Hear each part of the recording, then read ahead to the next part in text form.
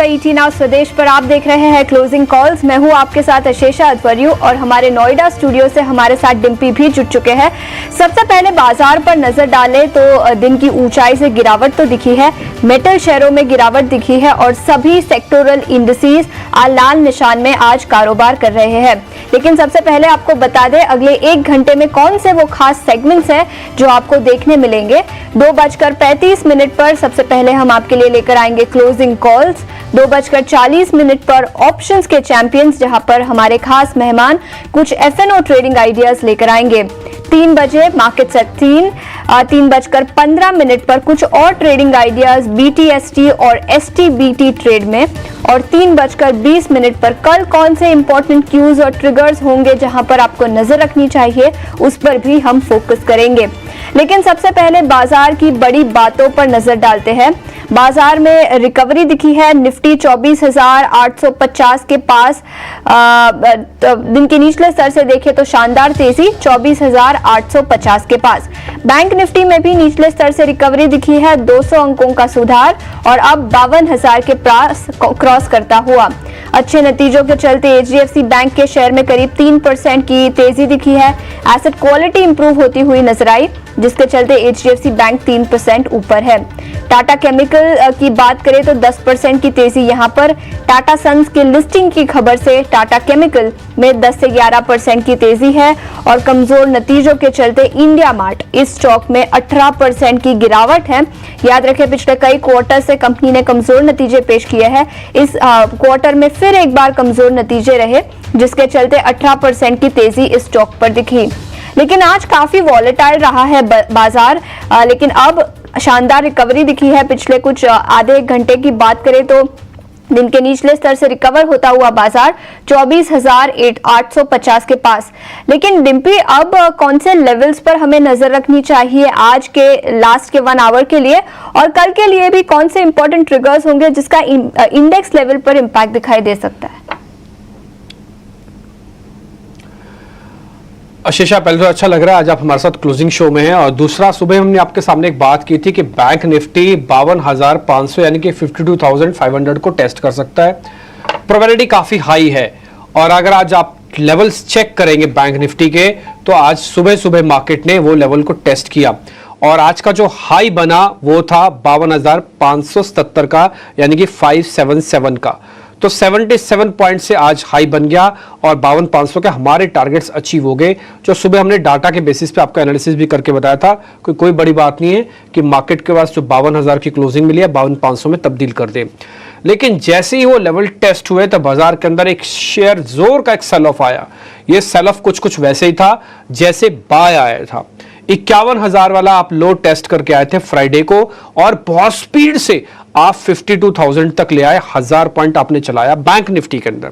Same आज 52,500 test करते बहुत जोर का झटका मारा, और झटका इतना जोर का था कि वो 51,800 तक चला गया। कहने का मतलब 700 से 800 पॉइंट आप नीचे आ गए। ये जो 1000 पॉइंट ऊपर 800 पॉइंट नीचे, ये क्यों हो रहा है? ऐसा क्या हो रहा है मार्केट के अंदर एक 24 घंटे के अंदर कि इतने बड़े बड़े वाइल्ड स्विंग्स आ रहे हैं?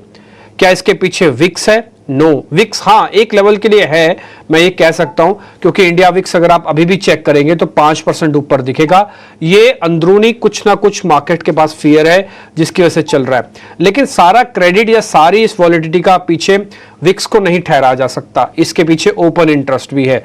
ओपन इंटरेस्ट कहने का मतलब है कि पोजीशंस थोड़ी लाइट हो चुकी हैं, और सुबह जब आप हमारे साथ कार्यक्रम में जुड़े थे तब भी हमने बात कही थी कि इतना लाइट है कि बाजार को थोड़ा सा भी धक्का देते हैं तो ज्यादा रिएक्ट करता है, थोड़ा भी अपनी तरफ खींचते हैं वो ज्यादा रिएक्ट होकर अपनी तरफ आता है। तो ये लाइट मार्केट की पहली पहचान है। जब अक्टूबर में आप लेके आए थे, सीरीज हैवी थी, चलाना बहुत मुश्किल था, तो मार्केट को लाइट करना पड़ा कुछ हद तक अनवाइंडिंग करवा के। लेकिन अब सीरीज लाइट्स हैं, अब आपको मूवमेंट बहुत फास्ट मिलता है और बहुत एग्रेसिव मिलता है। दूसरा पॉइंट, थोड़ा वेटेज वाला प्रॉब्लम भी है अभी भी मार्केट के अंदर। जैसे अगर आप देखेंगे तो आज एचडीएफसी ने दिन भर निकल गया, लेकिन 1730 के लेवल को छोड़ा नहीं। अभी भी एचडीएफसी 1730 के आसपास आके रुका हुआ है। बैंक निफ्टी और निफ्टी ने एचडीएफसी, कोटक, आईसीआईसीआई और एक इंडसइंड बैंक, इन चारों के अधीन हो रहा है। और इन चारों में आज अगर आप देखेंगे तो एचडीएफसी बैंक, ये देखिए बिल्कुल स्ट्रेट लाइन है 1730 की, ये सुबह सुबह ही आ गया था और उसके दिन भर में नहीं खोया। और कोटक ने जो डे लो टेस्ट किया, बाद में उसने भी लो टेस्ट नहीं किया। तो एक ने अपना हाई नहीं तोड़ा, एक ने अपना लो नहीं तोड़ा। क्या मार्केट ने चर्न किया, और इस चर्निंग का आप जो बात बोल रहे हैं कि मार्केट वहीं के वहीं पहुंच गया। दो इंपॉर्टेंट लेवल है मार्केट के पास बीइंग एज एन सपोर्ट। पहला 51,500 बैंक निफ्टी का, दूसरा निफ्टी का 24,800। ये दोनों लेवल सिर्फ गिरावट को रोकने के लिए हैं, चलाने के लिए नहीं है। मार्क माय वर्ड, ये सिर्फ दोनों लेवल 24,800 और 51,500 ये बाजार को रोकने के लिए कि और गिरावट नहीं आए। चलाने के लिए 25,200 और 52,500 चाहिए। ये चलाने के लिए चाहिए मार्केट को, कि मार्केट को स्पीड से ऊपर लेके जाने के लिए चाहिए। चर्निंग होती रहेगी, आप इसका फायदा लीजिए अपने इंटेलिजेंस से। बाइंग और डिप कीजिए, सेल ऑन राइज कीजिए, जब तक इस चेंज पूरी तरह से पैटर्न में चेंज नहीं होता। सुबह भी हमने आपको ये बात इंडिकेट किया था कि डिप मिलना बैंक निफ्टी के लिए अच्छा है, मिलेगा प्लस कर लेना, वापस ऊपर काट देना। काटना चाहो आपकी मर्जी, लेके जाना चाहो आपकी मर्जी, लेवल्स आपके पास हैं। ठीक, तो कुछ पॉइंट्स हैं, और भी बहुत सारी चीजें हैं, लेकिन मैं ज्यादा वेट नहीं कराऊंगा क्योंकि मेहमानों का पूरा बड़ा पैनल इस समय मेरे साथ कार्यक्रम में जुड़ रहा है। मैं धीरे धीरे करके मेहमानों को आपको इंट्रोड्यूस भी कराता हूं और फिर उनसे हम करेंगे बातचीत। राजेश अग्रवाल हमको आज फंडामेंटल एनालिस्ट के तौर पर ज्वाइन कर रहे हैं, उनसे हम उनकी इंटेलिजेंस का आज फायदा लेंगे। अमरदेव सिंह टेक्निकल एनालिस्ट हैं एंजल वन के, वो भी हमारे साथ जुड़ रहे हैं। श्रीकांत चौहान कोटक सिक्योरिटीज के टेक्निकल एनालिस्ट के तौर पर हैं, डेरिवेटिव्स को बहुत अच्छा पकड़ते हैं, वो भी हमारे साथ जुड़ रहे हैं। श्रीकांत सर बहुत बहुत शुक्रिया, थैंक यू वेरी मच आज समय देने के लिए। और इन बिटवीन जब तक और मेहमान हमारे साथ जुड़े, उनका ऑडियो टेस्ट हो रहा है, मैं एक पॉइंट और जरा नोटिस आपको करा देता हूँ। 5-6 बड़े शेयरों में से जैसे आज रिलायंस का पार्टिसिपेशन कोई बहुत ज्यादा अच्छा और बहुत बुरा भी नहीं है। LNT, TCS, इन्फोसिस, HUL, ये सभी शेयर को क्लोजली वॉच करते रहो। इन सब में अगर कोई भी प्रॉब्लम नहीं आती है तो आप समझ लेना कि आपके लॉस प्रोटेक्टेड हैं और बाजार में किसी तरह की कोई दिक्कत नहीं है। कोई ना कोई एक बड़ा प्लेयर बाजार को ड्रैग लेके जाके ऊपर ले जाने की हिम्मत रखता है। ये 6 के 6 शेयर स्क्रीन पे फायर करना, 2 फायर कर दिए, TCS, इन्फोसिस भी करो, HUL और LNT भी करना। ये 6 शेयरों का कॉम्बो वेटेज रखता है मार्केट के अंदर मोर देन 50% की। इन 6 शेयरों में क्रैक आएगा तो भले कुछ भी अच्छा कर लो, बाजार नीचे जाएगा। इन 6 शेयरों में अगर टिका रहा तो कुछ भी कर लो, बाजार ऊपर आ जाएगा। तो आप इनको क्लोजली वॉच करते रहो। ये 6 शेयरों का एक पॉइंट मेरे को आपके सामने और रखना था। श्रीकांत सर नमस्ते, जरा बताइए सर आपका मार्केट पे टेक क्या, अपने ट्रेडिंग कॉल्स भी दीजिएगा सर।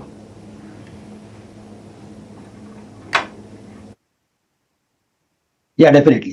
तो देखिए यहाँ पे ये जो मार्केट का ट्रेंड, जैसे अभी आपने कहा कि काफी वॉलेटाइल हुआ है और काफी ऊपर नीचे मार्केट में हम वॉलेटिलिटी देख रहे हैं, उसका सबसे बड़ा रीजन जो मुझे नजर आ रहा है वो ये है कि इस पर्टिकुलर मार्केट में जो FPIs है या FIs है वो काफी एक्टिव है, और यहाँ पे जो उनकी जो ओवरऑल एक्टिविटी है वो ETF से रिलेटेड है। और इसी वजह से हम मार्केट में विद इन अ मिनट कुछ 100-150 पॉइंट जाते हुए देखते हैं, और अगर जब बढ़ता है तो वैसे ही 100-150 पॉइंट बढ़ भी जाता है। तो ऐसा नहीं है कि FIs ओनली सेलिंग के ऊपर सेलिंग करते जा रहे हैं, कुछ एक FIs बेचते जा रहे हैं, कुछ एक FIs खरीदते जा रहे हैं। उसमें डोमेस्टिक इंस्टीट्यूशंस का भी इसमें काफी बड़ा सहयोग है। तो हमें लगता है कि बिकॉज ऑफ दिस मार्केट काफी वॉलेटाइल हुआ है, और जो ट्रेडर्स हैं वो लिटरली लास्ट 7 डेज से अगर आप देखें तो काफी कंफ्यूज हो चुका है, बिकॉज एक ही रेंज के अंदर मार्केट ट्रेड कर रहा है और वो भी रेंज नैरो थी। इनफैक्ट पिछले 2 दिनों की रेंज अगर देखें तो एक्सपैंड हुई थी, लेकिन ब्रेकडाउन के बाद भी मार्केट ने रिकवरी की।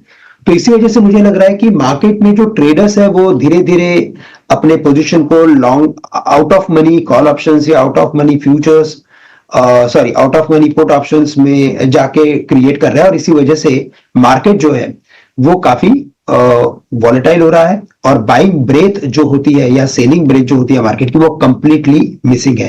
तो जो भी एक्टिविटी हो रही है इट इज बिटवीन इंस्टीट्यूशंस 80-90% मैं कहूंगा, एंड बाकी players are completely sideways. Stock specific अगर बात करें तो मुझे लगता है कि हमें very small short stop loss के साथ हमें पोजीशंस को क्रिएट करना है, क्योंकि छोटे स्टॉप लॉस के साथ अगर आप पोजीशंस क्रिएट करते हो तो आपके जो ट्रेड करने की जो प्रोबेबिलिटीज होती है वो बढ़ जाती है, और लॉस जितना कम हो उतना अच्छा है। जैसे मार्केट में एक्टिविटी आती है आप कुछ ट्रेड क्रिएट कर सकते हो। मुझे जैसे लग रहा है कि इंडसइंड बैंक ये एक इंपॉर्टेंट सपोर्ट को तोड़ के उसके नीचे ही ट्रेड कर रहा है। तो 1300 के लेवल्स को तोड़ना इंडसइंड बैंक ने, हमें लगता है कि इसमें और भी वीकनेस जनरेट हो सकता है, और ये स्टॉक कम से कम 1250 से लेकर 1200 तक भी जा सकता है। और वैसे भी FIs की अगर एक्टिविटी अगर स्ट्रांग रहेगी तो आईटी और बैंक स्टॉक्स में हमें ऐसी हरकतें देखने मिलेगी।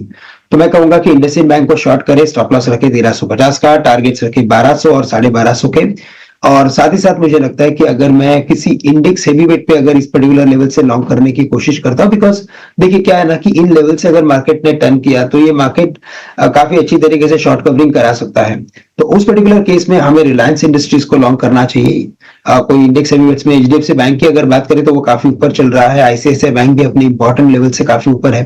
तो करंट लेवल से रिलायंस को लॉन्ग करें, स्टॉप लॉस यहाँ पे रखें एट 2724, काफी नजदीक का है, 20-25 रुपए का स्टॉप लॉस हमें रखना है और हमें टारगेट्स नजर आते हैं 2800 रुपए के। तो रिलायंस को लॉन्ग करें और इंडसइंड बैंक को शॉर्ट करके चले। ठीक है, तो रिलायंस इंडस्ट्रीज को लॉन्ग करें, इंडसइंड को शॉर्ट करें। दोनों इंडाइसिस के शेयर हैं, यानी कि निफ्टी 50 के पार्ट हैं। और जो वीक है सो वीक कहो, जो हाई है सो हाई करो। आप दोनों शेयर्स भले आमने सामने में डाल दो विंडो में तो आपको पता लग जाएगा। सेम मार्केट है, एक अपना हाई टेस्ट कर रहा है, एक अपना लो टेस्ट कर रहा है। और ऐसा नहीं कि मार्केट के पास मौके नहीं थे, मार्केट ने तो स्विंग किया लेकिन स्विंग में पार्टिसिपेशन नहीं हुआ। दूसरा point, IndusInd sort of Kotak जैसा बिहेव करता है। मैं ऐसा भी बोल सकता हूं कि बड़ा भाई और छोटे भाई जैसे हैं। जिस दिन कोटक चलेगा उस दिन आप देखना इंडसइंड के अंदर कुछ ना कुछ आपको अलग थलग उसके चाल दिखेगी। लेकिन अगर आज इसका कोटक भाई नहीं चल रहा तो इंडसइंड का भी चलना थोड़ा सा मुश्किल हो जाता है। ऑलरेडी ये भी लो ही टेस्ट कर रहा है। ये ऐसा नहीं है कि इसके बारे में मैं आपको कोई किताबों में लिखा है, ये बैक टेस्टेड वाला एरिया है। अगर आप बहुत सालों से कोटक और इंडसइंड को देख रहे हैं तो आप देखेंगे सिमिलर पैटर्न दिखते हैं दोनों के, और ये आपको स्क्रीन पर भी नोटिस हो रहा होगा। इंडसइंड भी और कोटक भी डेज लो टेस्ट हो रहे हैं, ऑलमोस्ट इनके परसेंटेज लॉस भी ऑलमोस्ट एक जैसे दिखते होंगे। खैर, रिलायंस इंडस्ट्रीज एक अच्छा शेयर सर ने बताया, स्लो मूवर है बट पक्का शेयर है। इस भाव पे 25% पैसा ऑलरेडी हमने लगवाया है। आप शायद, मेरे को लगता है श्रीकांत सर आपसे ही पूछा था मैंने या किसी और एनालिस्ट से पूछा था कि भाई हमें 100 रुपये लगाना है रिलायंस इंडस्ट्रीज में, 2700 के आसपास का रेट चल रहा था, तो हमने कहा 25 पैसे डाल दें, तो उन्होंने कहा बिल्कुल डालने चाहिए। तो 25 पैसे का प्रॉफिट तो कैलकुलेट हो गया। अगर आप अभी भी डालना चाहो तो डाल सकते हो। टारगेट स्टॉप लॉस सर ने जो दिए हैं रिलायंस के वो भी दिखा दो स्क्रीन पर। 2800 तक का टारगेट है, 2724 का स्टॉप है।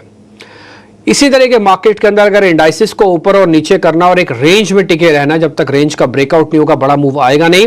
लेकिन आप स्टॉक्स को ना छोड़िए। आज सुबह सुबह खबर यह आई कि टाटा सन्स की लिस्टिंग हो सकती है। आरबीआई ये कह रहा है कि ठीक है, आपको हम जो अपर एनबीएफसीज वाला मैटर है उसमें ज़्यादा रिलीफ नहीं दे सकते, आपको लिस्टिंग के लिए आना होगा। जब एक खबर मार्केट में आई कि लिस्टिंग के लिए आना होगा तो उसके बाद से टाटा ग्रुप की सारी कंपनीज को चेक करना शुरू किया गया कि कहाँ पे वैल्यूएशन कंफर्ट है। तो अशेषा ने पूरी पड़ताल की इसकी। अशेषा क्योंकि इस सेक्टर को कवर भी करती हैं, आज हमारी को होस्ट भी हैं। तो अशेषा जरा आप ही बताइएगा कि टाटा केमिकल्स में ऐसा क्या है, आज में इसको 10% ऊपर आना पड़ा। जो शेयर एक महीने में 10% नहीं चलता था वो एक दिन में 10% चल गया। बिल्कुल, तो अप्रैल में इस साल टाटा सन्स ने रिजर्व बैंक ऑफ इंडिया को एप्लीकेशन की थी कि उनको जो रूल्स लागू पड़ते हैं उसमें थोड़ा सा रिलैक्सेशन मिल जाए। रिजर्व बैंक ऑफ इंडिया के रूल्स है कि अपर लेयर एनबीएफसी को लिस्ट होना पड़ेगा और सितंबर 2025 तक की ये टाइमलाइंस है। तो टाटा सन्स ने एप्लीकेशन डाली थी कि रिलैक्सेशन दिया जाए, लेकिन रिजर्व बैंक ऑफ इंडिया ने, अब हमें सूत्रों के हवालों से खबर पड़ी है कि वो रिलैक्सेशन नहीं देगा। रिजर्व बैंक ऑफ इंडिया, उनका मानना है कि ये रूल्स कंप्लाई तो करने ही पड़ेंगे और सितंबर 2025 तक टाटा सन्स लिस्ट होता हुआ नजर आएगा, जिसके चलते वैल्यू अनलॉकिंग सभी रिलेटेड स्टॉक्स में हो सकती है। तो टाटा सन्स के इन्वेस्टर्स की बात करें तो टाटा स्टील करीब 3.1% हिस्सेदारी ओन करता है टाटा सन्स की, टाटा केमिकल 2.5%, टाटा मोटर्स 3.1% और टाटा पावर के पास भी 1.5% से ज्यादा की हिस्सेदारी है टाटा सन्स की। तो अगर टाटा सन्स लिस्ट होता है तो एक वैल्यू अनलॉकिंग ट्रिगर हो जाएगा सभी रिलेटेड कंपनीज के लिए जिनका टाटा सन्स में इन्वेस्टमेंट है, और ये एक पॉजिटिव ट्रिगर होगा जिसके चलते सभी स्टॉक्स में आज एक्शन दिखा है। इनफैक्ट एनालिस्ट का मानना है कि सबसे ज्यादा इंपैक्ट टाटा केमिकल पर दिखेगा और इसी न्यूज के चलते स्टॉक में आज 11% की तेजी भी दिखी है। तो रिजर्व बैंक ऑफ इंडिया ने टाटा सन्स की एप्लीकेशन रिजेक्ट कर दी है और अब टाटा सन्स सितंबर 2025 तक लिस्ट होगा। इसी न्यूज फ्लो के चलते स्टॉक में 10 से 11% की आज तेजी दिखी है। ओके, ठीक है। तो अशेषा ने आपको ये बात मोटा मोटी बता भी दी है कि इसके पीछे टाटा सन्स का काम है, इसके पीछे केमिकल्स का काम नहीं है। ना ही केमिकल्स की कोई इक्वेशंस का काम है, ना ही चाइना का काम है, ना ही इसके पीछे डॉलर रुपी इक्वेशंस का काम है, ना ही कोई अर्निंग्स का काम है। इसके पीछे जो टोटल मैटर है वो टाटा सन्स की जो कंपनीज है उनकी वैल्यूएशन का है, और वही चीज ढूंढ के समझी गई है। राजेश अग्रवाल भी मेरे को अब स्क्रीन पे दिख रहे हैं। राजेश सर नमस्ते, बहुत बहुत शुक्रिया, थैंक यू वेरी मच समय निकालने के लिए। ऐसा ही कुछ और टाटा सन्स से जुड़ी हुई कंपनीज में कहीं आपको वैल्यूएशन और अच्छी कहीं दिखती है? जैसे अशेषा ने टाटा केमिकल्स का हिस्सा निकाला, आज रिएक्शन 10% का है। आप खुद जानते हो सकता है आपने भी अपने क्लाइंट्स को रिकमेंडेशन दे रखी हो। एक साल से शेयर नहीं हिला सर, अब 2 दिन में इतना हिल गया कि साल भर की पूर्ति हो गई है। तो आपके पास कोई और ऐसा है जो टाटा ग्रुप से जुड़ा हुआ है जहां पे अभी थोड़ा अंडर वैल्यू है और वो उसमें वैल्यूएशन हो सकती है अच्छी? गुड आफ्टरनून डिम्पी जी, आशीषा जी, बाकी भी जो पैनल में मित्रगण है सबको नमस्कार। आपने सही कहा कि टाटा केमिकल्स जमाने से नहीं हिला और एक दिन में ही ऐसा हिला कि पूरी कसर निकाल दी, तो ये अपनी जगह है। बट कंपनी ऐसे बहुत अच्छी है, शानदार है। सोडा ऐश में अगर आप देखो तो बहुत बड़ा कारोबार है, न केवल भारत में फैला हुआ बल्कि विदेशों में भी फैला हुआ है। इस बार के नतीजे थोड़े से दबाव में आए, करीब करीब अगर मुझे ठीक से ध्यान है तो बॉटम लाइन पे 50-55% के ड्रॉप देखी गई थी। कारण थे कि सोडा ऐश की रियलाइजेशन कम हो गई थी, फ्रेट कॉस्ट बढ़ गए थे और इन सब कारणों से थोड़ा दबाव देखा गया था। लेकिन जिस तरीके से आगे आने वाले दिनों में इंडस्ट्री के हालात है उसे देखते हुए हम बहुत पॉजिटिव थे और हमने हमारे क्लाइंटों को उसी समय जब ये टूटा था तो रिकमेंड किया था लेने के लिए। और इनफैक्ट हमारी दिवाली पिक्स में भी ये है और डेफिनेटली यहाँ तो बाइंग बनती है और 10% बढ़ गया है टाटा सन्स वाली खबर के चलते। लेकिन दूसरी कंपनियां की भी अगर बात की जाए तो मुझे लगता है कि इस ग्रुप की जैसे टाटा स्टील है या टाटा पावर है वहां पे ध्यान देना चाहिए। बावजूद इसके कि टाटा स्टील से भी इस बार कोई नतीजे की बहुत ज्यादा उम्मीद नहीं है, लेकिन मुझे लगता है कि जिस तरह की कैपेसिटी वगैरह है और टाटा सन्स की स्टोरी तो अपनी जगह है ही, इन सब चीजों को देखते हुए वहां बिल्कुल खरीदारी करनी चाहिए। सितंबर 2025 तक इनके लिस्ट होने की जो अवधि दी गई है आरबीआई की तरफ से, तो वो मुझे लगता है कि आने वाले दिनों में फ्रैक्टिफाई होगी और वहां से एक अच्छी वैल्यू लॉकिंग उभर कर आएगी। खास टाटा केमिकल्स की बात की जाए तो इस वक्त 10% बढ़ने के बाद भी मुझे लगता है पर्सनली कि अगर खाली उस टाटा सन्स की स्टोरी को ही लिया जाए तो यहाँ से भी अभी दिल्ली बहुत दूर है और यहाँ बिल्कुल आपको खरीदारी करनी है। आज थोड़ी सेंटीमेंट की वजह से 10% उछल गया है, थोड़ा सा इंतजार करें, थोड़े दबाव में ये स्टॉक आता है 1100, 1050 के लेवल्स में, वहां पे खरीदारी बनती है। ठीक है, पहले चलता नहीं था अब रुकेगा नहीं, आज 10% है, अभी और चल सकता है। तो आप 7 डेज में इसका प्रॉफिट देखोगे 8%, 1 मंथ में इसका प्रॉफिट देखोगे 16% और 3 मंथ में इसका प्रॉफिट देखोगे 14%। और अगर मैं 10% वाले हिस्से को हटा दूं तो मोटा मोटी आपने 3 महीने में 2-3% भी नहीं कमाया होगा इससे, टाटा केमिकल से। ये तो आज का हिस्सा इसके अंदर जुड़ रहा है। खैर एनी हाउ, ये कैलकुलेशन से 1 मिनट के लिए जरा बाहर आ जाते हैं और एक और ऐसे शेयर्स की बात बोलते हैं जो आज अपने अच्छे नंबर्स ना लाके उसने अपने लिए प्रॉब्लम क्रिएट की। ना केवल प्रॉब्लम क्रिएट की बल्कि आज का सबसे ज्यादा पिटने वाले शेयर में से भी शामिल हो गया वो है आरबीएल बैंक। एक बार जरा स्क्रीन पे दिखाना आरबीएल बैंक और इसकी जरा फ्यूचर वाली प्लेट दिखाना, फ्यूचर वाली प्लेट जरूर दिखाना इसकी, क्योंकि इसका जो बिल्डअप है वो बहुत ही खतरनाक लेवल का है। और सुबह ही सिर्फ इसके ओपन इंटरेस्ट से ही, कितना बेसिक सी चीज थी, सिर्फ ओपन इंटरेस्ट से ही समझ में आ रहा था कि आज ये शेयर रिकवरी नहीं करेगा।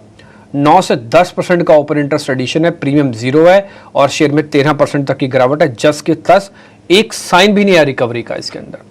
आरबीएल बैंक, श्रीकांत चौहान, मेरे को सिर्फ और सिर्फ डेली चार्ट पे इसका आरएसआई डाइवर्जेंस एक ऐसा दिख रहा है जहां से सिग्नल आ रहा है कि थोड़ी इसकी पिटाई हो गई है ज्यादा। अदरवाइज ना तो भाव से, ना ही भावनाओं से, ना ही एवरेज से, ना ही कोई पैटर्न से, कहीं से नहीं दिख रहा कि आरबीएल रिवर्स करेगा। सिर्फ और सिर्फ स्ट्रेंथ से, आरएसआई से ही पता लग रहा है कि थोड़ा बहुत रुक सकता है या चल सकता है। सर आपकी कैलकुलेशंस? बिल्कुल। तो डिम्पी देखिए, वैसे मार्केट या इस पर्टिकुलर स्टॉक को देखें तो बेस्ड ऑन आरएसआई तो लगता है कि शायद इसमें एक रिबाउंड आ भी सकता है, लेकिन जैसे इसका फॉर्मेशन बना है वो फॉर्मेशन क्लियरली इंडिकेट कर रहा है कि शायद ये स्टॉक आने वाले दिनों में 140 या 145 के लेवल्स को रीटेस्ट कर सकता है। उसका रीजन ये है कि इसमें एक बड़ा सपोर्ट था 210 रुपए का और वो 210 रुपए के लेवल्स को तोड़ने के बाद अगर आप देखें तो इमीडिएटली इसने एक अच्छी खासी रिकवरी की थी, लेकिन वो रिकवरी वापस 210 में फेल हो गई थी। तो 210 का लेवल तोड़ा, उसने 188 के लेवल्स बनाए, 188 के बाद की रिकवरी की, लेकिन 210 में वापस से फेल हो गया। इसका मतलब यह है कि जहां पे एक बड़ा सपोर्ट था स्टॉक के लिए, अब वो सपोर्ट अभी रेजिस्टेंस में कन्वर्ट हुआ है, और अगर वो रेजिस्टेंस में कन्वर्ट हुआ है तो उसके बाद जो सबसे बड़ा सपोर्ट बन रहा है, निकल के आ रहा है, वो आ रहा है तकरीबन 140-145 के करीब। तो मुझे तो लगता है कि अगर ये 177 वाला स्टॉक अगर गलती से 180-183 के करीब अगर जाता है तो आप अपने लॉन्ग के पोजीशंस को कम करें। वैसे भी पर्टिकुलरली सेक्टर को देखें तो इस सेक्टर में निगेटिव स्ट्रेंथ जो होता है वो काफी जनरेट हो चुका है, और माइक्रो फाइनेंस से रिलेटेड जितने भी कंपनीज है उनमें मुझे लगता है कि एवरी राइज कोई ना कोई सेलिंग बनेगी। तो इसी वजह से मुझे लगता है कि it is better for the time being. अगर आपके पास पोजीशंस नहीं है तो आप दूर रहिए, अगर आपको कुछ पोजीशंस क्रिएट करनी है तो रिबाउंड में बेचने की कोशिश कीजिए, या तो करंट लेवल से भी बेचे, लेकिन जो आपको स्टॉप लॉस रखना पड़ेगा वो रखना पड़ेगा अराउंड 183 का। तो 183 184 का स्टॉप लॉस रखें, और शॉर्ट भी कर सकते हैं, लेकिन या तो फिर अपने पोजीशंस को कम करके चले। ठीक है, कोई रहम नहीं है आरबीएल बैंक पे, और श्रीकांत चौहान तो ये कह रहे हैं कि इसको प्लस करने की जहमत ही ना उठाएं, अगर है भी तो आप थोड़ा धीरे धीरे करके खाली करें। एक स्टॉप लॉस उन्होंने दे दिया 183 का, यानी कि जो पुल बैक आएगा भी उनको लगता है कमज़ोर, और वो अच्छा पुल बैक नहीं होगा। एक शेयर मैं आपको दिखाता हूँ, सीजी पावर के नंबर्स आए हैं नीचे, आप देखो शेयर की जो पिटाई हुई है बहुत ज़बरदस्त हुई है, सीधा 820-830 का खड़ा हुआ है शेयर, 780 हो गया, एकदम एक झटके से टूटा है सीजी पावर। एक बार जरा स्क्रीन पे दिखाते रहना। हाँ, इसके मैं नंबर्स आपको बता देता हूँ, जिसके नंबर्स आए हैं, इसमें क्या क्या प्रॉब्लम आई है। नेट प्रॉफिट इसका डाउन हुआ 8%, अबीटा इसका सिर्फ 4% बढ़ा, और इसके मार्जिन्स गिर गए 15 से सीधा 12.25 हुए हैं। किसी भी कंपनी के मार्जिन गिरना और प्रॉफिट गिरना मतलब आप काम तो कर रहे हैं, लेकिन वो काम ऐसा कर रहे हैं कि उसमें ना ही प्रॉफिट अच्छा आ रहा है, ना ही मार्जिन्स मेंटेन कर रहे हैं। मार्जिन्स खराब होंगे तो कंपटीशन हावी हो जाएगा, प्रॉफिट खराब होगा तो बैलेंस शीट हावी हो जाएगी। तो कहीं ना कहीं प्रॉब्लम है, और पनिशमेंट कुछ मार्केट ऐसे ही देगा इस शेयर के अंदर। 4.5% की तेज गिरावट है, छोटा सा ब्रेक लेना पड़ रहा है। ब्रेक के बाद सीजी पावर की इस तेज गिरावट नंबर्स के बाद एक बार जरा श्रीकांत चौहान का टेक भी लेंगे कि कितना और टूटेगा। छोटे से ब्रेक के बाद लौट रहे हैं।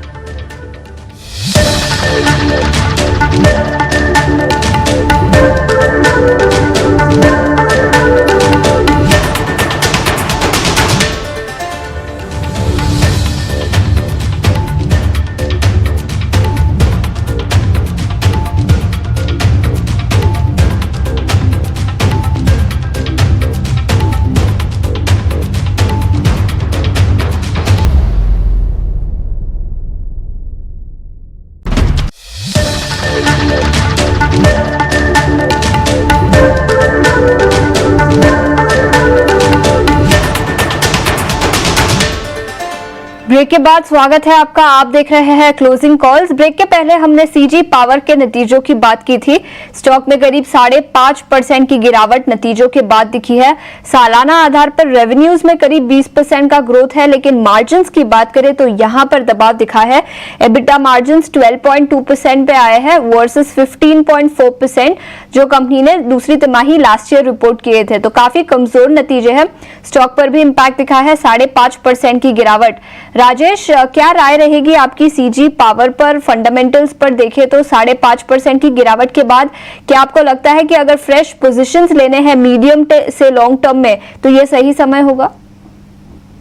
देखिए, कंपनी सही है, समय अभी समय सही नहीं है। 700 रुपए के आसपास हमें खरीदारी के चला रहेगी। कंपनी के कामकाज लगातार बेहतर रहे हैं। इस तिमाही में मार्जिन्स में प्रेशर पड़ा है, बॉटम लाइन में प्रेशर पड़ा है। देखना पड़ेगा कि इस कारण से पड़ा है, कैसे क्या हुआ है। बट हमें लगता है कि एक आध क्वार्टर को अगर छोड़ दिया जाए तो लंबी अवधि में स्टॉक आपको अच्छे रिटर्न दे सकता है। थोड़ा सा इंतजार कर लें, 700-720 के आसपास मिले तो वहां पे खरीदारी करें। फंडामेंटल पर ये राय होगी, कंपनी फंडामेंटली काफी अच्छी है, 700 से 720 तक के लेवल्स पर खरीदारी के मौके बन सकते हैं। श्रीकांत, टेक्निकल्स पर देखें तो क्या राय होगी 5 से 5.5% की गिरावट के बाद? बिल्कुल। तो देखिए, यहाँ पे अगर टेक्निकली भी देखा जाए तो इस स्टॉक ने at the beginning of October अगर आप देखें तो काफी अच्छी रैली की थी, यानी 700 रुपए के करीब था, वहां से लगभग 850-870 के करीब गया था। और उसके बाद का भी ये करेक्टिव पैटर्न है। तो मुझे लगता है कि जब तक यहाँ पे ये जो अपना सीजी पावर है वो 700 के लेवल्स को नहीं तोड़ता है, तब तक मुझे लगता है कि इसमें हायर बॉटम बनने की गुंजाइश बिल्कुल रहेगी। नो डाउट कि आज स्टॉक गिरा हुआ है, वॉल्यूम्स भी है, लेकिन साथ ही साथ मुझे लगता है कि मार्केट में कई बार मैंने देखा है कि buy on rumour sell on news का एक ऑलवेज अच्छा खासा इक्वेशन चलता है। तो हमें लगता है कि शायद ऑलरेडी ये स्टॉक ने भी अपने नंबर्स रिपोर्ट कर दिए। मैं कहूंगा कि इसमें और गिरावट हो सकती है। ये स्टॉक शायद 740 745 तक के लेवल्स दिखा सकता है, बट उन लेवल्स के करीब मुझे लगता है कि अगर कोई भी रिवर्सल पैटर्न बने तो वहां पे कुछ लॉन्ग की पोजीशंस भी बनाई जा सकती है। लेकिन फॉर द टाइम बिंग मुझे लगता है कि यहां से कम 25 से 30 रुपए का करेक्शन आ सकता है। और राजेश दोनों का मानना है कि स्टॉक में गिरावट इन लेवल से दिखाई दे सकती है, लेकिन अब तक के नतीजों की सीजन की बात करें तो 50 में से निफ्टी के 13 कंपनियों के नतीजे आ चुके हैं। लेकिन अक्रॉस द बोर्ड ऐसा देखने को मिला है कि ऑटो सेक्टर की डिमांड कमजोर है। रिटेल साइड की बात करें तो डिमांड कमेंट्री डीमार्ट की भी काफी कमजोर थी। रिलायंस रिटेल के नतीजे भी काफी कमजोर रहे। अभी अभी अल्ट्राटेक सीमेंट के नतीजे आए जहां पर भी सीमेंट प्राइसेस कमजोर रहे हैं। तो अक्रॉस द बोर्ड सभी सेक्टर्स की बात करें तो डिमांड को लेकर थोड़ी सी चिंता इस क्वार्टर में निकल कर आई। राजेश, आपसे पूछना चाहूंगी कि आपको लगता है कि इस नतीजों के सीजन के बाद ईपीएस डाउनग्रेड्स दिखाई दे सकते हैं और निफ्टी पर जो लक्ष्य है अगले 2-3 साल के लिए उसमें भी गिरावट दिखाई देगी? देखिए, मुझे नहीं लगता कि अगले 2-3 साल के लिए निफ्टी के जो लक्ष्य है उसमें कोई गिरावट दिखाई देगी, क्योंकि हमारा ये अनुमान है कि 13 से 15% के CAGR ग्रोथ निफ्टी में दिखेगा। जहां तक जो डिमांड स्लो डाउन की अभी आप बात कर रहे थे, जाहिर सी सही बात है कि इस बार के तिमाही नतीजों में वो देखने को मिला कहीं कहीं पर डिमांड कमजोर रही। कारण कई कहे जा सकते हैं। एक तो कुछ रीजंस थे इकोनॉमिक जियोपॉलिटिकल टेंशन को लेकर के, लेकिन सबसे बड़ी दिक्कत जो रही वो हाई इंटरेस्ट कॉस्ट को लेकर के रही, जो लगातार हमने देखा है कि इंटरेस्ट कॉस्ट जो है लगातार ऊपर के लेवल्स पे चल रहे हैं। अब जब यूएस वगैरह में ये सिलसिला चालू हो गया है रेट कट्स का, लेकिन दिक्कत ये है कि अभी भी हमारे आरबीआई गवर्नर साहब ने पिछले कोई बयान 2-3 दिन पहले दिए थे कि इस वक्त बहुत जल्दबाजी होगा उसे रेट कट करना। तो देखना पड़ेगा आने वाले दिनों में किस तरीके से पैन आउट होता है। लेकिन मेरा ये मानना है कि जिस तरीके से अब त्योहारी सीजन में ये थर्ड क्वार्टर एंटर कर रहा है, आगे आने वाले दिनों में शादियों का सीजन चालू हो जाएगा, तो वहां से कंज्यूमर डिमांड खास करके 2 व्हीलर वगैरह की निकल करके आएगी। आज राजीव बजाज साहब ने भी ऑन रिकॉर्ड आकर के कहा कि उनके कमेंट्स को थोड़ा से गलत तरीके से लिया गया कि demand slow down and all. तो वहां भी अगर आप चैनल चेक करो तो 2 व्हीलर्स में बहुत तेजी से डिमांड बढ़ रही है। और हमें लगता है कि ये जो गिरावट आई किसी भी कारण से, चाहे डिमांड स्लो डाउन वगैरह के लिए, जो फंडामेंटली स्ट्रॉन्ग स्टॉक्स है, जैसे अभी आप रिलायंस रिटेल की बात कर रहे थे, तो रिलायंस के भी अगर आप देखो रिटेल की तो 18,946 स्टोर है उसमें, जिसमें करीब करीब 14% के आसपास के फुटफॉल में ग्रोथ हुई है, 16% की कस्टमर रजिस्ट्रेशन में ग्रोथ हुई है। हाँ, ग्रोथ जो है वो कोविड के बाद से सबसे धीमी रफ्तार से हुई है, ये अपनी जगह सही है। लेकिन मुझे लगता है कि कोई लंबी अवधि के लिए स्टॉक में निवेश करना चाहिए तो बजाज ऑटो, रिलायंस ऐसे जो स्टॉक्स हैं वहां पर बिल्कुल ध्यान देना चाहिए। ये अलग अलग स्टॉक्स पे आपको रिकमेंडेशन मिल रही है। जो स्लो डाउन वाला इशू था वो आया था ऑटो के साथ ही, लेकिन मेरे को लग रहा है ऑटो के साथ ही गुम हो जाएगा, क्योंकि रियल एस्टेट का बाकायदा हम एक शो करते हैं स्वदेश स्मार्ट शहर के नाम से। हमने एक एक्सपर्ट्स को जोड़ा और हमने इसी वीकेंड पे उनसे एक क्वेश्चन पूछा कि भाई 100 करोड़ रुपए के फ्लैट गुड़गांव में लॉन्च हो रहे हैं। पहली बात तो कौन लोग हैं जो 100 करोड़ रुपए के फ्लैट खरीद लेते हैं। फिर उन्होंने बताया कि नहीं, ये तो सिर्फ टिकट साइज होता है, ऐसा कुछ नहीं है कि देश में सारे 100 करोड़ के फ्लैट हैं। एक्चुअली में कुछ फ्लैट्स अलग अलग रेट के भी हैं। तो उन्होंने बहुत सारी चीज़ें हमने उनसे पूछी। आप वो शो देखना ज़रूर, यूट्यूब पे भी अवेलेबल है। उसके अंदर अगर किसी के भी मन में ये डाउट चल रहा है ना कि रियल एस्टेट का जो लग्जरी वाला हिस्सा है कहीं वो बबल तो नहीं है, 5 क्वेश्चन हमने पूछे हैं, उन 5 के उन्होंने जवाब दिए हैं और बहुत अच्छे से सटीक फैक्चुअल डाटा के साथ जवाब दिए हैं। आप उसको देखना ज़रूर कभी आपको मौका लगे तो ऑटो और रियल एस्टेट 2 ऐसी चीज होती है जिससे आपको फौरी तौर पर डिमांड, जेब कितनी ढीली, जेब कितनी गर्म है, इससे पता लग जाता है। फिलहाल वैसा भी लगे तो नहीं रहा कि कोई खास बड़ी दिक्कत आएगी। एक काम करते हैं, ध्वनि पटेल काफी देर से हमारी वेट कर रही है, उनसे एक ऑप्शंस का ट्रेड पहले पता कर लेते हैं ताकि उनको फ्री कर पाए। लेके आइए ऑप्शंस का चैंपियन।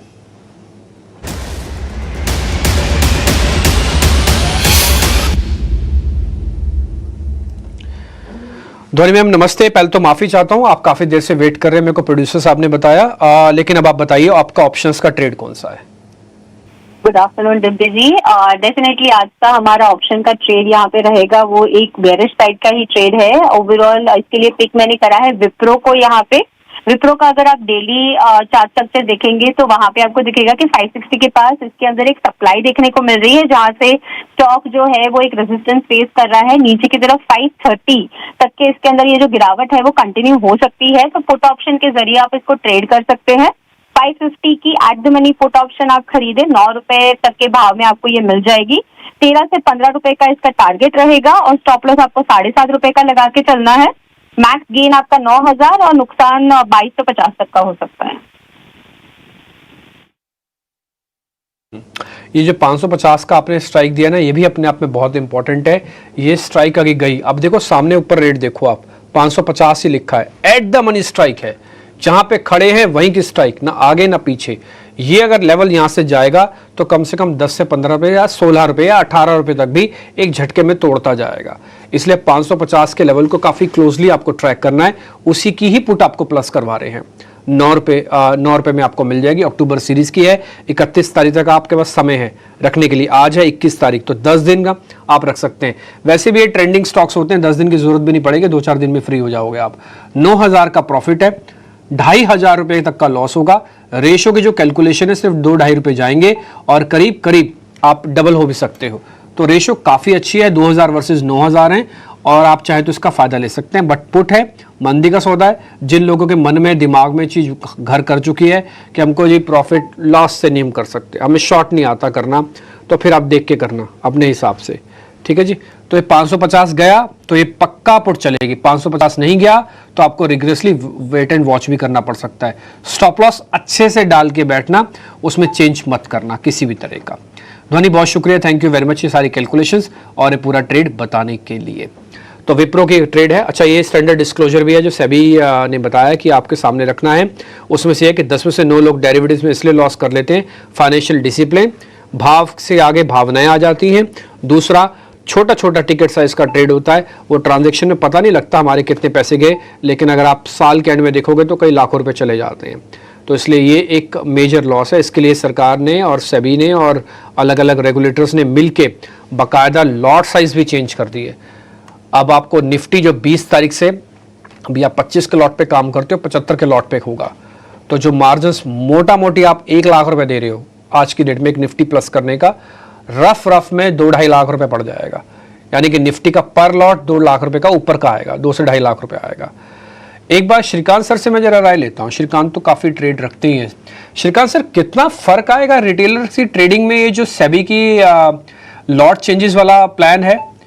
भाई निफ्टी का चेंज करो, बैंक निफ्टी का चेंज करो, मेजर तो इसी में ही है। फिर फिन निफ्टी भी चेंज कर दी इन्होंने, 20 तारीख से एप्लीकेबल है। फिर वीकली भी जा रही है, वीकली भी एक ही हो रहा है। तो एथिकली देखा जाए तो मार्जिन 3 टाइम होना चाहिए, लेकिन 3 टाइम्स के मार्जिन पे कितना फर्क आ जाएगा? मतलब ट्रेड कम होगा आपको लगता है? देखिए, इनिशियली तो बिल्कुल इसका इफेक्ट आएगा, क्योंकि मार्केट और मार्केट प्लेयर्स जो होते हैं वो नए रूल्स के लिए एडजस्ट होने में थोड़ा टाइम लगता है। लेकिन जो नए रूल्स आते हैं उसके पीछे नए मार्केट के इक्वेशंस बनते हैं और मार्केट उसी बेसिस पे अपने रिवॉर्ड्स को दिखाने की कोशिश करता है। जैसे कि अभी लॉट साइज अगर बढ़ गई है तो मैं कहूंगा कि जो वॉलेटिलिटी रहेगी वो थोड़ी कम हो सकती है, जिसकी वजह से शायद कुछ पोजिशनल ट्रेड्स भी बन सकते हैं मार्केट में। और इस वजह से मुझे लगता है कि इनिशियली इसका इम्पैक्ट रहेगा, लेकिन इवेंचुअली मुझे लगता है कि जो मार्केट के ट्रेडर्स है, जो मार्केट के प्लेयर्स है, और देखिए 25 का 75 होने से कोई बड़ी पोजीशन जो एक्टिव ट्रेडर है मार्केट का, वो अपने पोजीशन को कम नहीं करेगा। वो जो उसको जितना शेयर लेना है वो ले बेच करते ही रहेगा। लेकिन वेरी जो पार्ट टाइम या रिटेल वेरी शॉर्ट, मैं कहूंगा कि जो काफी लो मार्जिन के साथ काम करते हैं, उनके लिए बिल्कुल इफेक्ट है। और शायद वो जो एक जनता है वहां पे हमें लगता है कि थोड़ी सी एक हमें वहां पे थोड़ा हमें इफेक्ट देखने मिलेगा। लेकिन ओवरऑल मुझे लगता है कि इवेंचुअली मार्केट वापस इस पर्टिकुलर ट्रेंड को भी मैनेज कर लेगा। तो ब्रॉडर मुझे लगता है कि मोस्ट ऑफ द टाइम जब लॉट का कंसोलिडेशन होता है डिम्पी जी, तब क्या होता है कि कुछ पोजीशंस कम होती है, कुछ लिक्विडेशंस आते हैं, और नए एडजस्टमेंट होने तक मार्केट थोड़ा वक्त लेता है, लेकिन उसके बाद हम वापस अच्छी खासी रैली मार्केट में देखते हैं। तो मुझे इस बार भी यही लग रहा है कि शायद मार्केट में थोड़ा करेक्शन और आ सकता है, लेकिन इवेंचुअली हमें लगता है कि मार्केट का ओवरऑल जो लॉन्ग टर्म ट्रेंड है वो काफी सकारात्मक है, और इस पर्टिकुलर इवेंट के बाद भी मार्केट में हम उतना ही अच्छा खासा रिस्पॉन्स देख सकते हैं। ये बात तो सच है सर आपकी, मैं 100% इससे एग्री करता हूँ कि लिक्विडिटी की प्रॉब्लम नहीं है। आज आपको बताऊं, आज हमारे साथ ना सुबह नीलेश शाह थे। मैंने उनसे पूछा कि आप डिप्लॉयमेंट कर रहे हो पैसे की पूरी? उन्होंने बोला कि डिप्लॉयमेंट की कोई दिक्कत नहीं, हमको सिर्फ ये समझाना है व्यूअर्स को या लोगों को कि भाई जो आप पिछले साल का प्रॉफिट देख के आए हो 27% से ज़्यादा का, दिखाओ एक बार ज़रा निफ्टी का टोटल रिटर्न 52 वीक का 25% से ज़्यादा का रिटर्न है निफ्टी का। ये इंडेक्स की बात बता रहा हूँ, स्टॉक्स की तो मैं बात ही नहीं कर रहा। 25% ज़्यादा का रिटर्न है निफ्टी का। ये आपको अगले साल भी मिल जाएगा, इसके चांसेस कम है। ये देखो आपके सामने 18,000 का इंडेक्स था, ये 52 हफ्ते यानी कि साल भर में 28% का रिटर्न है। सेम बैंक निफ्टी भी लिखा हुआ आप। बस यही चीज आपको अपने मन से निकाल देने कि अगले साल भी 28% आएगा। पैसे की कोई कमी नहीं है, ट्रेडिंग की कोई कमी नहीं है, लिक्विडिटी की कोई कमी नहीं। अच्छा एक और चीज मैं बताता हूं, मैं अपने खुद एक्सपीरियंस से बताता हूं, मैं डीलर भी रह चुका हूं। अगर आप जब सौदा पंच कर रहे होते हो तो आप ठीक है, आपने 75 का लॉट साइज कर दिया, अब मेरे पैसे की कैलकुलेशन भी तो 75 से होगी। आपने मेरे को मार्जिन ला के रोक तो दिया, मार्जिन का तो मैंने इंतजाम कर लिया, चाहे मैं कहीं से फंड लाया या मेरे ब्रोकर ने मेरे को लिवरेज दे दी। लेकिन अब प्रॉफिट लॉस 25 की कैलकुलेशंस पे नहीं होगा, अब प्रॉफिट लॉस भी 75 की कैलकुलेशंस पे होगा। एक टिक 75 पे लेके जाएगा या 75 पे दे के जाएगा, तो ये भी थोड़ा ऊपर नीचे होएगा। तो ये बात सच है श्रीकांत सर की कि सारी चीजें कैलकुलेट करने के बाद ही इस पे फैसला लिया जाए तो ज्यादा अच्छा है, फौरी तौर पर जजमेंट ना सुनाया जाए। छोटा सा ब्रेक ले लें, जब ब्रेक के बाद वापस लौटेंगे तो अमरदेव सिंह भी मेरे को स्क्रीन पे दिख रहे हैं। अमर सर को एक बार जरा दिखाना सर। बस छोटे से ब्रेक के बाद तुरंत लौट रहा हूं और इन बिटवीन में आपको एक और चीज दिखाना चाहता हूं। एक बार जरा विप्रो दिखाइए, विप्रो। अभी ध्वनि पटेल बता के गई थी विप्रो आपको 550 का रेट था, 3 रुपए आ गया नीचे, 547 का पुट का प्रॉफिट कैलकुलेशन होना शुरू हो गया। अभी आपको मैंने 550 दिखाया था, अभी देखिए 547 है, डेज लो अब टेस्ट कर रहा है विप्रो। और अगर आज क्लोजिंग दे गया ना तो इस पुट से बेनिफिट होगा, जो भी आपको मैडम ने बताई है। 550 की पुट है, 9 रुपए में मिलेगी, टारगेट मेरे को याद है 13 रुपए, 7.5 का स्टॉप है, 9,000 का प्रॉफिट है, 2,500 का लॉस आना था। ठीक है जी, छोटा सा ब्रेक, ब्रेक के बाद अमर सर आपके पास आ रहे हैं, छोटे से ब्रेक के बाद।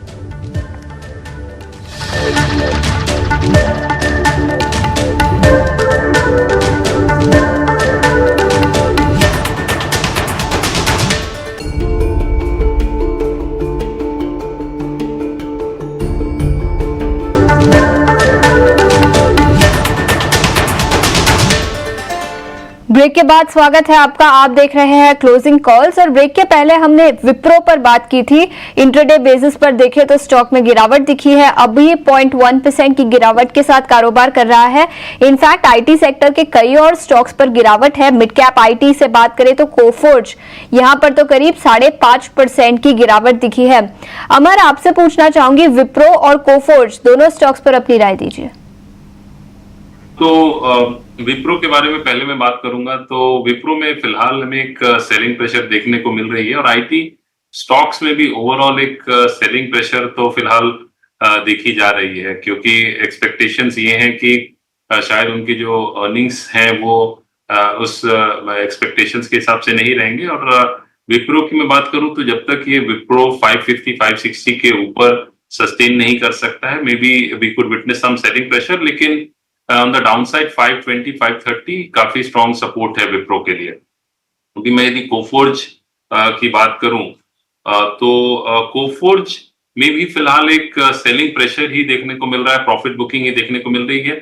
और ये स्वाभाविक भी है, जिस तरह की रैली हम लोगों ने कोफोर्ज में देखी, और वो भी काफी कम समय में। यदि मैं बात करूं तो कोफोर्ज में ऑलमोस्ट 4400 से ये 7500 की एक रैली पिछले 4-5 महीनों में हुई है।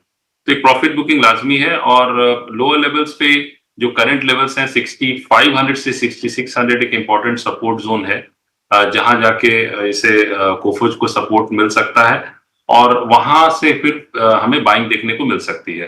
क्योंकि जो ट्रेंड है कोफोर्ज का वो पॉजिटिव है। तो आईटी सेक्टर में कुछ आईटी स्टॉक्स हैं, फॉर एग्जांपल परसिस्टेंट है या टेक महिंद्रा है, यहाँ हम लोगों ने एक अच्छी रैली देखी है।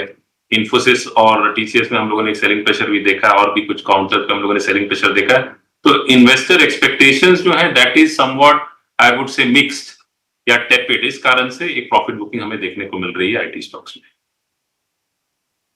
कोफोर्ज और विप्रो दिन के निचले स्तर पर और कोफोर्ज में भी करीब 5.5% की गिरावट दिखी है।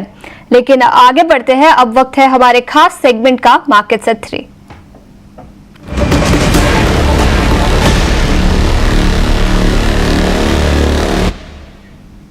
और आज हमारे साथ गौरव जुड़ चुके हैं। गौरव, गुड आफ्टरनून। बताएं कौन से स्टॉक्स आप इस सेगमेंट के लिए हमारे लिए चुनकर लाए हैं?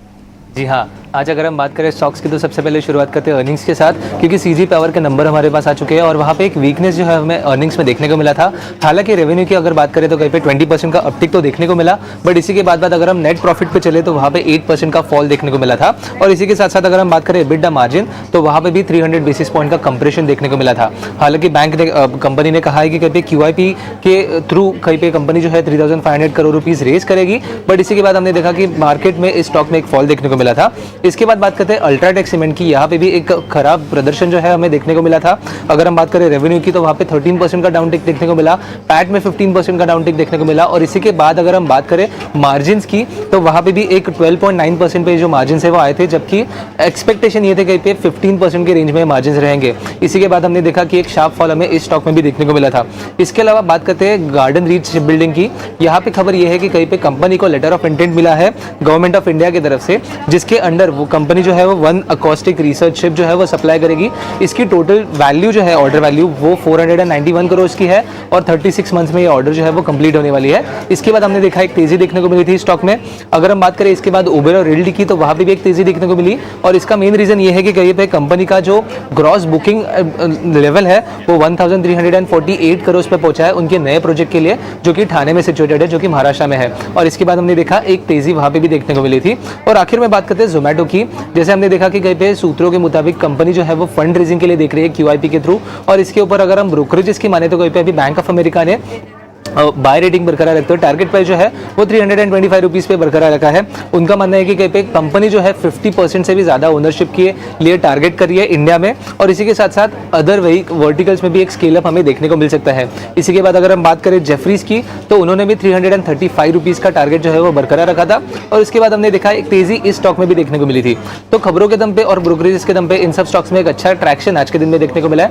आगे जाके भी इन सब स्टॉक्स में नजर रखना काफी जरूरी रहेगा। और जोमेटो के कल नतीजे भी आएंगे। मैनेजमेंट की कमेंट्री मार्केट शेयर को लेकर क्या होती है उस पर भी स्ट्रीट की नजर रहेगी। गौरव, शुक्रिया पूरी डिटेल्स के साथ हमारे साथ जुड़ने के लिए।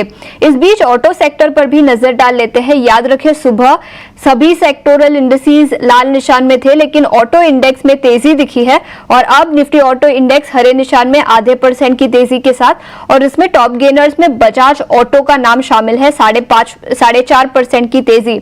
लेकिन याद रखें पिछले हफ्ते जब बजाज ऑटो के नतीजे आए थे काफी कमजोर थे और इसके बाद स्टॉक में करीब 12 से 13% की गिरावट भी दिखी थी, लेकिन आज थोड़ी सी रिकवरी 4.5% की तेजी यहां पर। अमर, आपसे पूछना चाहूंगी बजाज ऑटो पर आपकी क्या राय रहेगी, और इसी के साथ ऑटो सेक्टर से कोई और स्टॉक जहां पर आपको लगता है खरीदारी के मौके बन सकते हैं? तो बजाज ऑटो के बारे में पहले मैं बात करूं तो बजाज ऑटो ने मैं तो कहूंगा कि ड्रीम रैली बजाज ऑटो ने देखी, और जो भी निवेशक थे जिन्होंने बाइंग की, क्योंकि एक बार बजाज ऑटो ने 4000 का एक लेवल तोड़ा तो then it turn out to be a multi bagger almost till 12,000 plus की रैली हुई। प्रिसाइसली 12,774 की इसने हाई बना के फिर वहां से एक प्रॉफिट बुकिंग हमें देखने को मिली। ये एक्सपेक्टेशंस जरूर है कि जो ऑटो सेक्टर में two wheeler segment still expected to perform better as compare to the LCVs और द कमर्शियल व्हीकल्स। और बजाज ऑटो में जो अभी फिलहाल हम लोग देख रहे हैं that's more of short covering, because जो शॉर्ट टर्म ट्रेंड है वो काफी नेगेटिव है। हालांकि Bajaj Auto is at very crucial support zone 9,800 10,000 का एक सपोर्ट जोन है, तो we can expect a pull back towards 10,800 11,000 levels. तो मोर और लेस एक कंसोलिडेशन फिलहाल देख रहा है। लॉन्ग टर्म ट्रेंड हालांकि बजाज ऑटो का पॉजिटिव है। यदि मैं और बात करूं ऑटो स्पेस में तो टाटा मोटर्स एक स्टॉक है जो जिसमें हम लोगों ने काफी अच्छी करेक्शन देखी है। अभी करीब 900 के लेवल्स के आसपास फिलहाल ये ट्रेड करता हुआ दिख रहा है। 1200 के आसपास से इसमें एक करेक्शन आई थी, ऑलमोस्ट इसने 1180 का 79 का हाई बनाया था। तो ये क्रूशियल सपोर्ट जोन के पास है, यहाँ से एक पुल बैक एक्सपेक्ट कर सकते हैं। तो इसमें एक ट्रेडिंग पर्सपेक्टिव से इसे देख सकते हैं। लॉन्ग टर्म में यदि कोई निवेश करना चाहते हैं तो this can be a stock SIP sort of opportunity, और अदरवाइज इसमें एक मेजर रैली जो है वो 940 950 के ऊपर ही आएगी। बिल्कुल, तो ये तो टेक्निकल राय ऑटो सेक्टर पर। राजेश, आपसे पूछना चाहूंगी, आपका क्या नजरिया रहेगा फंडामेंटल्स पर देखें तो? चैनल चेक्स की माने तो नवरात्रि के बाद दशहरा, ओणम, गणेश चतुर्थी, इस समय इस साल फेस्टिव सीजन में पैसेंजर व्हीकल सेगमेंट में इतना अच्छा खासा रिस्पांस नहीं रहा। कस्टमर्स का डिस्काउंट भी बढ़ रहे हैं, इन्वेंट्री भी बढ़ रही है, लेकिन डिमांड पर क्लियर कट इम्पैक्ट दिखा है, स्पेशली पैसेंजर व्हीकल सेगमेंट में। टू व्हीलर्स की बात करें तो वहां भी एक्सपेक्टेशन थी कि मॉनसून के बाद डिमांड रिवाइव हो सकती है, लेकिन वहां पर भी कुछ खास डिमांड रिवाइवल दिखी नहीं है। आपकी क्या राय रहेगी ऑटो सेक्टर पर? क्या आपको लगता है कि ये टेम्पररी ब्लिप है या शायद स्ट्रक्चरली कोई डिमांड इंपैक्ट अगले कुछ क्वार्टर्स तक कंटिन्यू होता हुआ नजर आएगा? जी नहीं, जैसे आपने कहा ना, ये एक ब्लिप है और मुझे लगता है कि आने वाले दिनों में अच्छी डिमांड निकल कर आएगी। जैसे मैंने थोड़ी देर पहले भी कहा था कि खास इस क्वार्टर की अगर बात की जाए तो त्योहारी सीजन चालू हो चुका है। नवरात्रि इस क्वार्टर में ही आए हैं, अब दिवाली है, आगे आने वाले दिनों में आपको शादियों का सीजन चालू हो जाएगा। तो यहाँ से टू व्हीलर सेल्स बहुत अच्छी खासी बढ़ती हुई नजर आएगी और उसमें हमारी पहली पसंद बजाज ऑटो की ही रहेगी। न केवल इस वजह करके उनके प्रोडक्ट प्रोफाइल अच्छी है, दूसरे अगर आप देखो तो न केवल भारत में बल्कि इंटरनेशनल मार्केट्स को भी कैटर करती है, जहां थ्री व्हीलर्स बहुत अच्छी तरीके से लिए हुए हैं। ईवी में उनके अच्छी बढ़त बन रही है। अब फोर व्हीलर की अगर बात की जाए तो मारुति ऑब्वियसली फर्स्ट चॉइस है, जहां करके अगर पैसेंजर व्हीकल सेगमेंट में अगर आप देखेंगे तो 50% से ऊपर की उनकी मार्केट शेयर है। हालांकि पिछले दिनों अगर आप देखेंगे कुछ क्वार्टर से मार्केट शेयर में गिरावट आई है, लेकिन अभी भी मार्केट लीडर मारुति ही है एंट्री लेवल कार्स के लिए। और अब चूंकि कल हुंडई की भी लिस्टिंग हो जाएगी और मेरा ये मानना है कि हुंडई की जो भी आईपीओ के पहले जो भी समीकरण निकल कर आए, अगर आईपीओ प्राइस से थोड़ा नीचे मिलता है तो वहां पर बिल्कुल लंबी अवधि के जो निवेशक है उन्हें खरीदारी करनी चाहिए, क्योंकि एसयूवी मार्केट में मार्केट लीडर अभी भी हुंडई है। तो मैं समझता हूँ कि ऐसे कुछ चुनिंदा स्टॉक है जहाँ ध्यान देना चाहिए। इवन महिंद्रा एंड महिंद्रा अगर आप उनका देखो तो उनका पोर्टफोलियो भी लगातार बढ़ा है। कुछ पैसेंजर का जो एसयूवी गाड़ियां हैं उसकी एक लंबी वेटिंग लिस्ट है। तो ऐसे नहीं है कि कुछ अचानक से 2-4 क्वार्टर्स के लिए स्लो डाउन दिख रहा हो, और अगर रेट कट किसी भी कारणों से आने वाले क्वार्टर्स में आ जाता है तो वो एक एडेड ट्रिगर होगा। यहाँ पे बिल्कुल नजर रखनी चाहिए और लंबी अवधि के लिए खरीदारी करनी चाहिए। ये तो ऑटो की बात हुई, लेकिन ऑटो आजकल जिस चीज से चलता हुआ है गैस, एक गैस जिसको हम कहते हैं एपीएम गैस।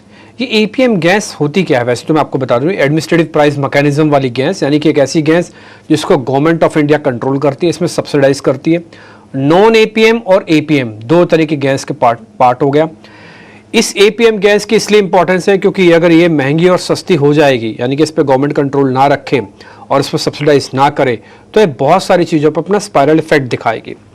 बीच में खबर ये आई थी कि गवर्नमेंट इसमें कटौती कर रही है। अब प्रकाश प्रियदर्शी के पास खबर ये भी है कि जब सप्लाई बढ़ाने को लेकर पूछा गया कि सप्लाई बढ़ाओगे कि आप डिमांड काटोगे, तो उन्होंने कहा कि ऐसा कोई आश्वासन उनको भी नहीं मिल रहा, पेट्रोलियम मंत्रालय से कोई आश्वासन नहीं मिल रहा। एक एक्सक्लूसिव खबर है, आप पहले खबर समझ लीजिए। इसका इम्पैक्ट सब पे पड़ेगा, गेल पे, ओएनजीसी पे, आईजीएल पे, एमजीएल पे। एक गैस प्रोड्यूस करती है, एक मार्केटिंग करती है, एक बेचती है, लेकिन बेचने वाली गैस पे सबसे ज्यादा असर आता है। आईजीएल एमजीएल दोनों के चार्ट प्रिपेयर करके रखना। श्रीकांत सर, आप जब तक चेक कर लो, मैं खबर आपके सामने उतारता हूं। प्रकाश प्रियदर्शी की एक्सक्लूसिव खबर। प्रकाश जी नमस्ते, बताइए खबर। देखिए, सूत्रों के हवाले से जो जानकारी हमें मिल रही है उसके हिसाब से पेट्रोलियम मंत्रालय ने सिटी गैस डिस्ट्रीब्यूशन सेक्टर को इस बात का कोई एश्योरेंस नहीं दिया है, कोई भरोसा नहीं दिया है कि आने वाले दिनों में एपीएम गैस के एलोकेशन में कोई बढ़ोतरी होने जा रही है। दरअसल पिछले हफ्ते सिटी गैस डिस्ट्रीब्यूशन सेक्टर के जो रिप्रेजेंटेटिव्स थे उनकी मुलाकात पेट्रोलियम मंत्रालय के अधिकारियों के साथ हुई और जिसमें उन्होंने इस बात की मांग की कि सिटी गैस डिस्ट्रीब्यूशन सेक्टर के लिए जो एपीएम गैस एलोकेशन में कमी की गई है उसको बढ़ाने की ज़रूरत है ताकि सेक्टर के ऊपर कोई नेगेटिव असर न पड़े। लेकिन सूत्र हमें बता रहे हैं कि पेट्रोलियम मंत्रालय के अधिकारियों ने स्पष्ट तौर पर सिटी गैस डिस्ट्रीब्यूशन कंपनीज को ये बताया है कि सरकार की तरफ से कोई कटौती नहीं की गई है, बल्कि जो नॉमिनेटेड फील्ड से गैस का जो प्रोडक्शन हो रहा है उसी में कमी आई है और उसकी वजह से एलोकेशन में कमी देखने को मिल रही है। लेकिन इस बात को समझने की ज़रूरत है कि सरकार के एजेंडे में अभी भी city gas distribution sector top पर है और तमाम तरह की जो सहूलियत है या फिर जो सपोर्ट है सरकार की तरफ से दी जाती रहेगी। लेकिन जहाँ तक एपीएम गैस एलोकेशन का सवाल है, इसमें जो कमी आई है वो दरअसल ओवरऑल जो गैस प्रोडक्शन में कमी आई है उसको ध्यान में रखते हुए किया गया है। इसमें जानबूझकर कोई कटौती नहीं की गई है। इसके अलावा सरकार ने यह भी कहा है सिटी गैस डिस्ट्रीब्यूशन सेक्टर से कि उन्हें इस बात को समझने की ज़रूरत है कि जो एपीएम गैस की उपलब्धता है देश के अंदर वो सीमित है, वो लिमिटेड है। लिहाजा जो लगातार सप्लाई जो है उसी लेवल पर मेंटेन करना मुश्किल होगा, क्योंकि हर साल प्रोडक्शन में कमी आ रही है। उन्हें इस बात को ध्यान में रखने की ज़रूरत है। साथ ही साथ ओएनजीसी, ओआईएल जैसी जो कंपनियां हैं उन्होंने पुराने और जो नए वेल्स है उस पर काफ़ी इन्वेस्टमेंट किया है ताकि जो प्रोडक्शन में कमी आ रही है उसको रोका जा सके। उन्हें इस बात को भी ध्यान में रखने की ज़रूरत है। इसके अलावा ओपाल को जो गैस की सप्लाई की जा रही है वो नए फील्ड से की जा रही है, वो भी 20% हायर प्राइसेस पर की जा रही है, जो कि कैबिनेट के अप्रूवल में शामिल है। कैबिनेट ने इसको पहले ही अप्रूव किया है। लिहाजा सिटी गैस डिस्ट्रीब्यूशन सेक्टर को जानबूझकर कोई कटौती नहीं की जा रही है।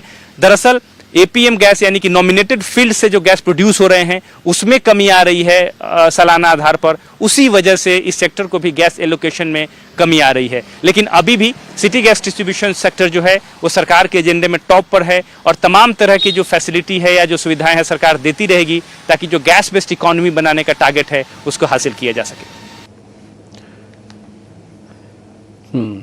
ये बात बिल्कुल ठीक है कि सरकार एनर्जी के लिए खाली पेट्रोल डीजल पे नहीं रहना चाहती। सरकार का अपना टारगेट है कि इसमें गैस का स्टिक भी हो, इसमें ई व्हीकल्स का स्टिक भी हो, यानी कि एनर्जी के अलग अलग सोर्सेज होने चाहिए, उसमें सोलर वगैरह और अलग अलग चीज़ें भी हों। अब प्रॉब्लम ये है कि जो सब्सिडाइज गैस है वो है limited.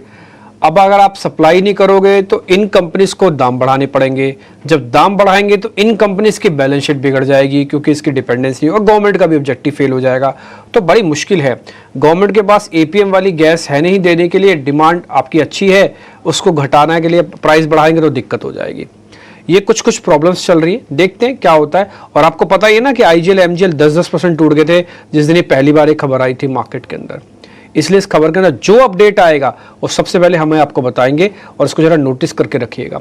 Shrikant sir, IGL MGL आपने नोटिस कर लिया होगा चार्ट पे, जरा बताइए कैसे करना है ट्रेड, या फिर छोड़ना ही है, जरूरी नहीं है कि ट्रेड करेंगे हम।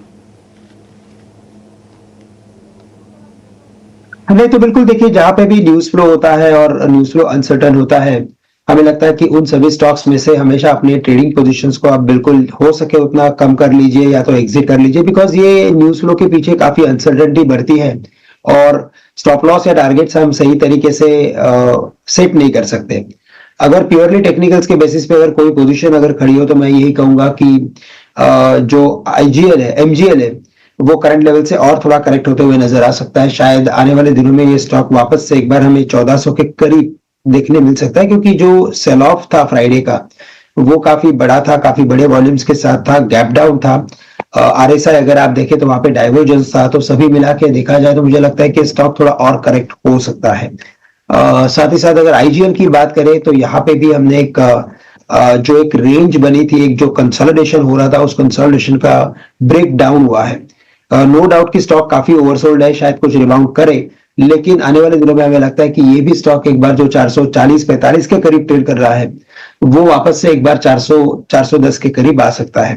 तो डाउनसाइड की गुंजाइश अभी भी बाकी है और हायर लेवल से हमें लगता है कि इस पर्टिकुलर स्टॉक में से अपने पोजीशंस को कम करके चलना चाहिए। ठीक है, थोड़ी पोजीशंस को कम रखो, लाइट रखो, कोई दिक्कत नहीं है। कोर सेक्टर की कंपनीज हैं, लेकिन पोजीशन लाइट रखने से दो फायदे होते हैं। पहला, पोजीशन लाइट रखोगे तो लंबा प्रॉफिट कमाओगे, क्योंकि आपको जल्दी नहीं होगी काटने की, क्योंकि लोड नहीं है। और पोजीशन अगर लाइट होगी तो थोड़ा भी अगर नीचे आता है शेयर तो आप अच्छे से हैंडल कर पाओगे।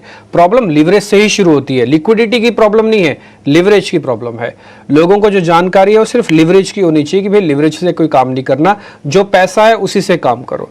ज्यादा पैसा लेके सौदा बनाओगे फिर दिक्कत हो जाएगी। ठीक, बस यही पॉइंट समझने का है। 1-1.5 मिनट रह गया मार्केट बंद होने का, कोई शेयर नहीं पूछूंगा। आपको पता ही है कि मेरी आदत है लास्ट के 1-1.5 मिनट हम कोई शेयर नहीं पूछते।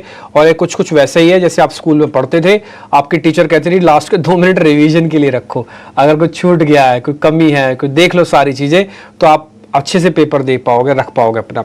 ऐसे मेरे को लग रहा है मार्केट के अंदर लास्ट के 5 मिनट छोड़ देना चाहिए, कुछ नहीं करना चाहिए, सिर्फ देखना चाहिए आज क्या चीज छूट गई, क्या गलती हो गई, क्या हमसे गलत हो गया, क्या हमसे ठीक हो गया, और सारी चीज नोट करके रखोगे तो धीरे धीरे करके आपकी ट्रेडिंग हैबिट्स काफी हद तक सुधरती जाएंगी और स्विंग ट्रेडिंग और अच्छी होती जाएगी आपके लिए। ठीक है, तो आज का जरा सुपरस्टार वगैरह शेयर सब आपके सामने रखते हैं। आज बढ़ने वाले शेयर कौन कौन से थे पहले तो वो आपको बताता हूं, जिन्होंने आज लॉन्ग पोजीशंस बनाई और अच्छी क्लोजिंग दी है। बजाज ऑटो क्लोजिंग अच्छी है इसकी आज की, LTTS क्लोजिंग अच्छी है, MCX क्लोजिंग अच्छी है, ओबरॉय रियलिटी की आज की क्लोजिंग अच्छी है। इसके अलावा आज जहां पे खराब हुआ स्थिति यानी कि शॉर्ट्स बने हैं उसमें इंडिया मार्ट खराब गया, RBL खराब गया, टाटा कंज्यूमर्स का दिन अच्छा नहीं था और इस सारे के सारे शेयर्स वीक हैंड्स पे आज क्लोज करके गए हैं। ABB, कफोर जैसे शेयर्स भी आज ऑलमोस्ट डेज लो और कोटक ने भी रिकवरी का कोई साइन नहीं दिया। एडवांस डिक्लाइन की रेशियो भी आज खराब है, 500 वर्सेस 2000 है, यानी कि 4 टाइम्स शेयर चल रहे हैं लॉसेस के। और ऐसा होगा ही क्योंकि प्रेशर बना और ये प्रेशर आपको मार्केट में 100 पॉइंट ऊपर खोला हुआ बाजार 100 पॉइंट नीचे बंद हुआ। आज फिर से हमने 24,800 के नीचे क्लोजिंग दे रहे हैं। लेवल के हिसाब से आज की क्लोजिंग बिल्कुल अच्छी नहीं है, बिल्कुल अच्छी नहीं है। और अगर आप बैंक निफ्टी के हिसाब से देखोगे तो आज की क्लोजिंग में बैंक निफ्टी को एक राउंड की सिर्फ बेनिफिट दे सकता हूं कि 51,800 के आसपास है। वैसे तो 52,000 पे होनी चाहिए, वो नहीं हुई है। तो दोनों की क्लोजिंग लेवल के हिसाब से अच्छी नहीं है, दोनों की क्लोजिंग कन्विक्शन के हिसाब से अच्छी नहीं है, लेकिन ये मार्केट का हिस्सा है, पार्ट है। थोड़ा विक्स बढ़ा हुआ है तो कल अगर ये डैमेज कंट्रोल हो जाता है वेल एंड गुड, नहीं होता है तो नए डैमेज के लिए प्रिपेयर रहिएगा। ये सेकेंड हाफ में अक्टूबर का ठीक जाना चाहिए था, काफी हद तक रिपेयर भी हुआ, बट ये बहुत अच्छे से नहीं चल रहा है। ये रुक रुक के गाड़ी चल रही है, जैसे आप दूसरा तीसरा गियर लगाते गाड़ी बंद हो जाती है। तो फर्स्ट गियर तक तो सब कुछ ठीक है, सब कुछ चंगा सी टाइप चल रहा है। श्रीकांत चौहान बहुत बहुत शुक्रिया, thank you very much. Rajesh sir आपका भी शुक्रिया। अमरदेव सिंह जी आपका भी बहुत बहुत शुक्रिया, थैंक यू वेरी मच समय देने के लिए। अच्छा राजेश सर, एक मिनट, राजेश सर को मत अभी कैंसिल, श्रीकांत जी आप भी रहना, हाँ अभी मत करना ऑफ, अमरदेव जी आप भी रहना। राजेश सर वो मैं आपसे पूछ नहीं पाया, आपका दुर्गा पूजा वाला त्यौहार कैसा रहा इस बार? बहुत बढ़िया।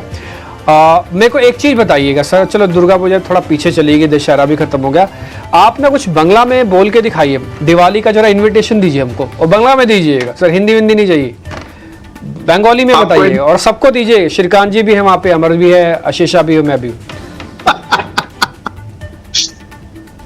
আপনারা সবাইকে আমার থেকে দিওয়ালির জন্য নিমন্ত্রণ রইল, আপনারা সবাই আসবেন, ভালো উৎসব হবে, আপনাদের অপেক্ষা রইল। खूब भालो, बहुत बढ़िया, अच्छा लगा आपसे बात सुन के, अच्छा लगता है, समझ में कुछ नहीं आता लेकिन सुन के अच्छा लगता है। यही तो है भारत का कल्चर, यही तो है भारत की भाषा, समझ में ना आए लेकिन फिर भी आत्मीयता लगती है, अपनापन सा लगता है जब आप बोल रहे थे। तो बहुत बहुत शुक्रिया sir, thank you very much. Rajesh sir, Amar sir आपका भी शुक्रिया, श्रीकांत जी आपका भी बहुत बहुत शुक्रिया, शेषा आपका भी शुक्रिया आज कार्यक्रम में हमारे साथ बने रहने के लिए। फिलहाल इस कार्यक्रम से इतना ही, नमस्कार।